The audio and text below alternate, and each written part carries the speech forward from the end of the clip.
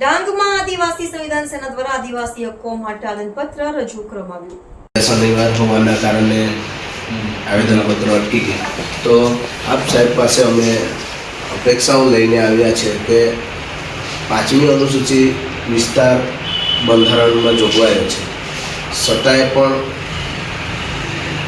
આદિવાસી સમાજ પર ઘણું શોષણ થાય છે।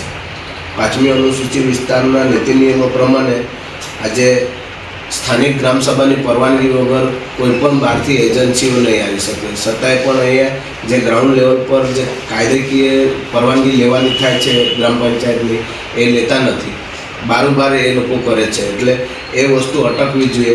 એના માટે ગુજરાત રાજ્યના રાજ્યપાલ સાહેબશ્રી અને રાષ્ટ્રપતિ આદિજાતિ સલાહકાર પરિષદ ગુજરાત અનુસૂચિત જનજાતિ આયોગ નવી દિલ્હી, એટલે અમે આ 4 જગ્યાએ જે આજે આવેદનપત્ર આપ સાહેબને સંબોધીને અગાઉ અમે મોકલવા માગીએ છીએ, તો આપ સાહેબ પાસે અમે આટલી આશા રાખીએ છીએ કે અમારા આવેદનપત્રને સ્વીકારીને અને આજે આપણે ડાંગ જિલ્લાના આહવા મુખ્ય મથક ખાતે આપણે ઊભા છીએ અને ડાંગ જિલ્લા સેવા સદન ખાતે જે ભારત આદિવાસી સંવિધાન સેનાના જે પ્રમુખશ્રી છે, ડાંગ જિલ્લા પ્રમુખશ્રી અને ગ્રામજનો પણ આવ્યા છે। એમણે સૌપ્રથમ તો સુબીરમાં પણ આવેદનપત્ર આપ્યું હતું અને આહવામાં પણ એમણે કલેક્ટર સાહેબશ્રીના મારફતે એમણે રાજ્યપાલશ્રી તેમજ આપણે ભારતીય આદિવાસી જે સચિવાલય છે ત્યાં પણ એમને નવી દિલ્હી સુધી આવેદનપત્ર મોકલ્યું છે। તો એમની સાથે આપણે ચર્ચા કરીશું કે ખરેખર શાના માટે એમને આવેદનપત્ર આપ્યું છે અને એમની માંગ શું છે। જી, આપનું નામ? મારું નામ નિલેશભાઈ એચ જામરે, ડાંગ જિલ્લા ભારત આદિવાસી સંવિધાન સેના પ્રમુખ। જી, આ આવેદનપત્ર શાને લઈને, તો કયો વિષય છે તમારો અને આમાં મુખ્ય માંગો તમારી કઈ છે? અમારી માંગણીઓ એ છે કે અમે વર્ષોથી 5મી અનુસૂચિ વિસ્તારના અંદર જે ભારતીય બંધારણમાં જોગવાયો છે, 5મી અનુસૂચિ વિસ્તારમાં કોઈ પણ સ્થાનિક ગ્રામસભાની પરવાનગી વગર નોન આદિવાસી ઘૂસી નહીં શકે, પરંતુ આજ દિન સુધી એવું કશું થયું નથી। 5મી અનુસૂચિ હોવા છતાંય પણ જે કાયદાનું ઉલ્લંઘન કરે છે, એવું લાગે છે કે સરકાર બહારથી એજન્સીઓ લાવે છે ને એજન્સી દ્વારા જ આ કાયદાનું ઉલ્લંઘન કરવામાં આવે છે, જેથી કરીને આજે અમે ભારત દેશના રાષ્ટ્રપતિ અને રાજ્યપાલ અને આદિજાતિ સલાહકાર પરિષદ ગુજરાત અનુસૂચિત જનજાતિ આયોગ નવી દિલ્હી, આજે અમે આવેદનપત્ર ડાંગ જિલ્લા કલેક્ટર સાહેબશ્રીને સંબોધી અને અમે આવેદનપત્ર મોકલીએ છીએ કે અમને ટૂંક સમયમાં અમને એમનો જવાબ મળવો જોઈએ, કેમ કે 5મી અનુસૂચિમાં હોવા છતાંય જે 5મી અનુસૂચિની જોગવાઈઓ છે, પૈસા એક્ટ 1996માં બનાવવામાં આવ્યો છે, એ અમલમાં છે, છતાંય પણ ધરાતળ પર લાગુ નથી એવું અમને લાગે છે, કેમ કે જે કાયદા જો ધરાતળ પર લાગુ થાય તો એ લોકો સ્થાનિક ગ્રામસભાની પરવાનગી લેવાનો મજબૂર થઈ જશે।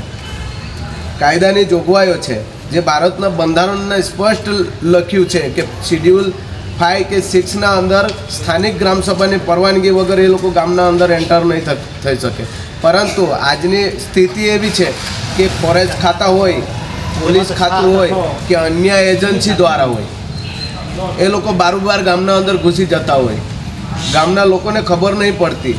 આજે વચ્ચેની વાત કરીએ, જો સરકારે પ્રોપર્ટી કાર્ડની વાત કરી તો સ્થાનિક ગ્રાઉન્ડ લેવલ પર આ લોકોએ મકાનનું ચૂના માર્કિંગ કરી દીધું। એ લોકોને જ્યારે સરકારી પરિપત્ર અમે જોયો તો જે ચૂના માર્કિંગ કરતાં પહેલે 4 થી 5 દિવસ પહેલે જાણ કરવાની હતી ગ્રામજનોને, એ વસ્તુ નહીં કરી, છતાંય એ લોકોએ ચૂના માર્કિંગ કરીને એ લોકોએ પ્રોપર્ટી કાર્ડ તૈયાર કરી દીધા।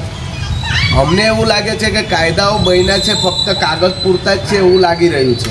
બરાબર, જે તમે કહી રહ્યા છો કે જે આ કાયદાઓ કાગળ પર જ છે અને ધરાતલ પર અગર આ અનુસૂચિત વિસ્તારમાં જે આપણો આદિવાસી એરિયા છે, અનુસૂચિ 5 અને અનુસૂચિ 6ની જ્યારે વાત કરીએ, જ્યારે એમાં જે કાયદા અને જે નિયમો શરતો છે એ લાગુ નથી ધરાતલ પર, એમનું કહેવાનું છે, અને આને ઉલ્લંઘન કરવા પાછળ બી સરકારશ્રીનો જ હાથ છે, એમ ચોખ્ખો આક્ષેપ એના ઉપર કરી રહ્યા છે। તો શું લાગે છે તમારે જે આ માંગો છે જો પૂર્ણ નહીં થાય તો તમે શું આગળ પગલાં લેશો? તો આજે અમે એ જ આશા લઈને આવ્યા છે। ઘણીવાર અમે આવેદનપત્રો તો આપીએ જ છે, દરેક વખત અમે આવેદનપત્ર આપીને છૂટા પડી જઈએ છીએ, પરંતુ જે જગ્યાએ આજે અમે આવેદનપત્રો મોકલીએ છીએ ભારત દેશના જે સંચાલન કરનાર રાષ્ટ્રપતિ જે ફિલહાલ તો આદિવાસી તરીકે પોતે છે, એમને ખબર છે કે ભારત દેશના અંદર શેડ્યુલ વિસ્તાર કેટલા સમાવેશ થાય છે. ભારત દેશને આઝાદ કરવા પાછળ સૌથી વધારે જો બલિદાન આપ્યું હોય તો એ આદિવાસી સમાજે કર્યું છે.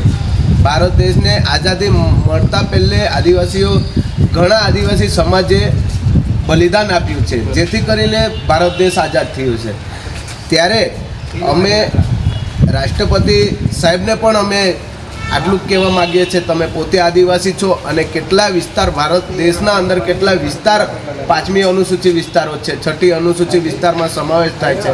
તો ત્યાં ગ્રાઉન્ડ લેવલ પર પર્સનલ એ લોકોના માણસો મૂકવા જોઈએ અને સર્વે કરવા જોઈએ કે જેથી કરીને આપણા આદિવાસી સમાજ પર જે શોષણ થઈ રહ્યું છે એ શોષણ વહેલા તકે બંધ થાય, એ આશા લઈને આજે અમે કલેક્ટરશ્રીને આવેદનપત્ર આપ્યું છે. જો તમારી આ માંગણી સ્વીકારવામાં નહીં આવે તો આગળ શું પગલાં ભરશો? જો અમારી જે માંગણી જે છે માંગણીને સ્વીકારવામાં નહીં આવશે, ધડાધડ પર જે કાયદાઓ બન્યા છે ને એને અમલીકરણ કરવામાં નહીં આવશે તો એના પાછળના જે પગલાં અમે ઉગ્ર આંદોલન, રસ્તા રોકો કરીશું કે પછી જિલ્લા બંધને અમારે એલાન કરવું પડે તો વાંધો નહીં, બાકી અમે કોઈને ઘૂસવા બી નહીં દઈશું જિલ્લા અંદર. બરાબર છે.